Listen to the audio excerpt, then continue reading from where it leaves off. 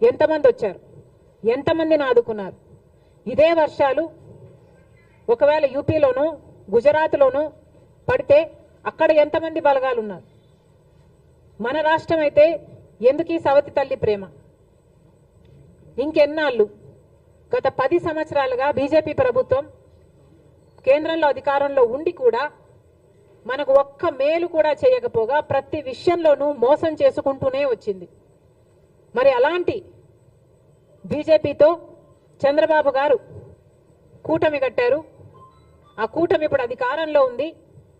మరి ఇప్పుడైనా మన రైతుల్ని ఆదుకోకపోతే మన రైతులు నిజంగానే చితికిపోతారు. దయచేసి చంద్రబాబు గారు దీన్ని ఒక మామూలు వర్షంగానో వర్షాకాలం వర్షంగానో చూడకుండా రాష్ట్ర విపత్తుగా దీన్ని పరిగణలోకి తీసుకొని ప్రతి రైతుకి ఏం కాంపెన్సేషన్ ఇస్తారు, ఎంతమంది రైతులు నష్టపోయారు, ఎన్ని ఎకరాలలో పంట నష్టం జరిగింది, ఎన్ని వేల కోట్ల ఆస్తి నష్టం జరిగింది, ఇవన్నీ వెంటనే లెక్కలు వేసి రైతులను ఆదుకోవాల్సిన అవసరం చంద్రబాబు గారికి ఉంది. చంద్రబాబు గారు పక్క రాష్ట్రంలో తెలంగాణ రాష్ట్రంలో రైతుల కోసం ఆ ప్రభుత్వం రుణమాఫీ కూడా చేయడానికి సిద్ధపడింది. మాకు చెప్పుకోవడానికి గర్వంగా ఉంది.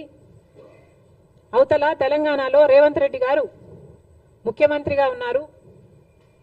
కాంగ్రెస్ పార్టీ అధికారంలోకి వస్తే కాంగ్రెస్ పార్టీ రైతులకి రుణమాఫీ చేస్తుంది అని రాహుల్ గాంధీ గారు మీటింగ్ పెట్టి మరి ఎన్నికల ముందు చెప్పడం జరిగింది. ఆ వాగ్దానాన్ని ఈరోజు రేవంత్ రెడ్డి గారు నిలబెట్టుకోవడం జరిగింది. దాదాపు 40,000 రైతు కుటుంబాలను రుణ విముక్తుల్ని చేయడానికి సాహసం చేసింది రేవంత్ రెడ్డి గారి ప్రభుత్వం. ఒకప్పుడు రాజశేఖర్ రెడ్డి గారు ముఖ్యమంత్రిగా ఉండగా సోనియా గాంధీ గారి నాయకత్వంలో, మన్మోహన్ సింగ్ గారి నాయకత్వంలో దేశం మొత్తం మీద రుణమాఫీ చేసిన ఘనత ఒక్క కాంగ్రెస్ పార్టీది మాత్రమే. మళ్ళీ ఈరోజు రాజశేఖర్ రెడ్డి గారు రుణమాఫీ చేసినట్టుగానే అవతల తెలుగు ప్రజలకు రేవంత్ రెడ్డి గారు మళ్ళీ రుణమాఫీ చేయ తలపెట్టారు. అందుకు మనస్ఫూర్తిగా అభినందిస్తూ ఇక్కడ కూడా ఎందుకు చేయకూడదు అని చంద్రబాబు గారిని ప్రశ్నిస్తున్నాం.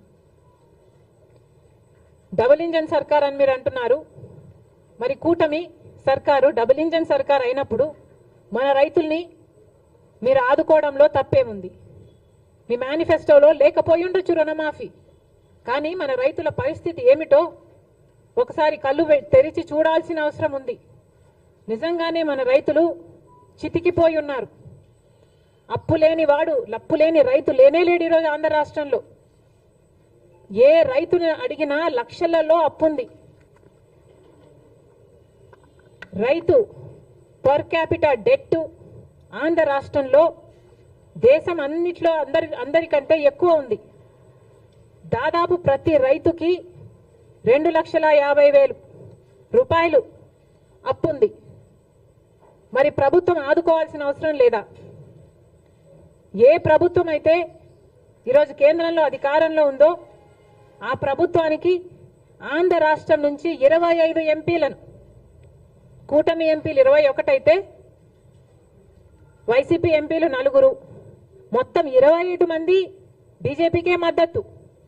అంటే 25 ఎంపీలను బీజేపీ ప్రభుత్వం వాడుకుంటుంది అధికారంలో ఉండడానికి. కానీ